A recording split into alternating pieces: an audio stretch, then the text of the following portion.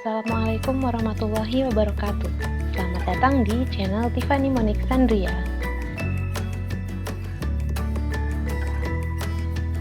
Sebelumnya kita sudah membahas materi mengenai jumlah penduduk. Nah, untuk kali ini kita akan membahas mengenai sebaran penduduk.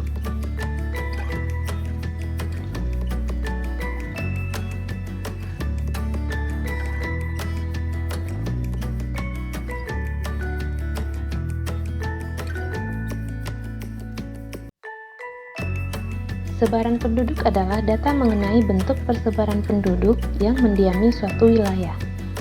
Apakah sebaran penduduk di Indonesia itu merata? Bagaimana dengan persebaran penduduk di Indonesia? Apakah dia seragam atau tidak seragam? Apakah alasannya?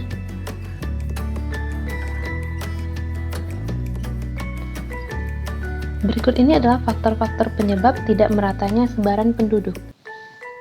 Yang pertama, faktor lingkungan alam.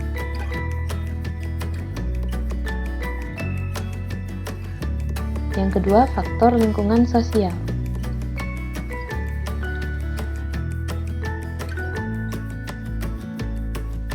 Pada faktor lingkungan alam, ada 3 hal yang mempengaruhi. Yang pertama, keadaan iklim. Yang kedua, bentuk permukaan bumi. Dan yang ketiga, sumber daya alam. Sedangkan pada faktor lingkungan sosial, juga ada 3 hal yang mempengaruhi. Yang pertama, pusat pemerintahan. Yang kedua, kota besar. Dan yang ketiga, daerah industri.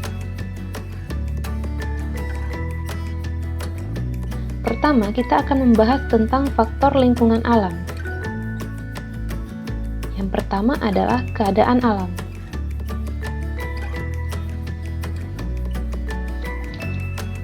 Keadaan alam ternyata sangat mempengaruhi persebaran penduduk. Kenapa? Biasanya negara beriklim tropis relatif padat penduduk dibandingkan dengan negara beriklim subtropis atau kutub. Nah, pada peta ini bisa dilihat bagaimana sebaran kepadatan penduduk di dunia. Daerah yang berwarna biru pekat merupakan daerah yang paling padat penduduk. Sedangkan yang berwarna biru muda merupakan daerah yang kepadatan penduduknya sedikit. Bisa disimpulkan, semakin gelap warnanya berarti kepadatan penduduknya juga semakin padat. Dari peta tersebut bisa dilihat bahwa negara-negara yang padat penduduk adalah negara Amerika Serikat, negara India, Indonesia, dan Cina. Sedangkan negara dengan kepadatan penduduk yang paling sedikit, salah satunya adalah negara Kanada dan Denmark. Berikut ini adalah foto mengenai padatnya penduduk di suatu negara. Foto pertama yang di atas merupakan foto yang diambil dari sebuah pasar di kota Jakarta. Sedangkan foto kedua merupakan kerumunan massa yang ada di negara Brazil.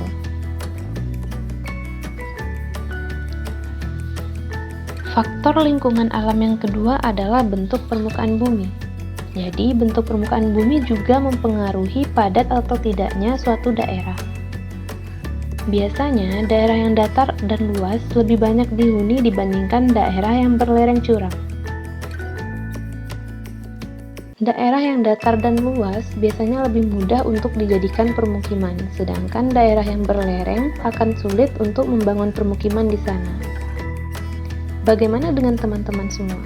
Apakah ingin membangun permukiman di daerah yang datar atau di daerah yang berlereng?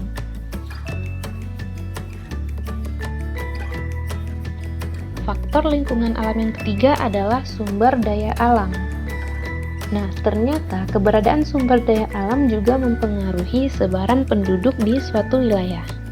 Daerah yang memiliki SDA atau sumber daya alam yang banyak akan lebih berpenghuni dibandingkan daerah yang memiliki SDA terbatas. Nah, contohnya, pada foto pertama merupakan foto yang diambil di Afrika, sedangkan foto yang kedua merupakan foto yang diambil di negari Pandai Sike. Bisa dilihat kan perbedaannya? Kenapa daerah dengan sumber daya alam yang banyak dijadikan sebagai tempat bermukim bagi masyarakat. Karena masyarakat akan lebih mudah untuk memenuhi kebutuhannya.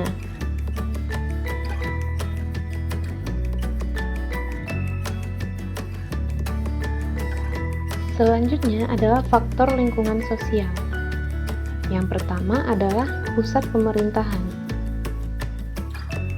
Daerah yang menjadi pusat pemerintahan akan menarik penduduk dari daerah lain untuk menetap. Betul apa tidak? Kita ambil contohnya di kota Jakarta.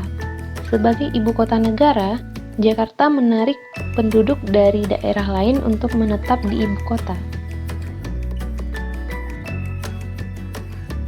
Faktor lingkungan sosial yang kedua adalah kota besar. Kota besar umumnya memiliki fasilitas yang lengkap, sehingga menarik penduduk dari daerah lain untuk menetap. Contoh dari kota besar adalah Kota Surabaya,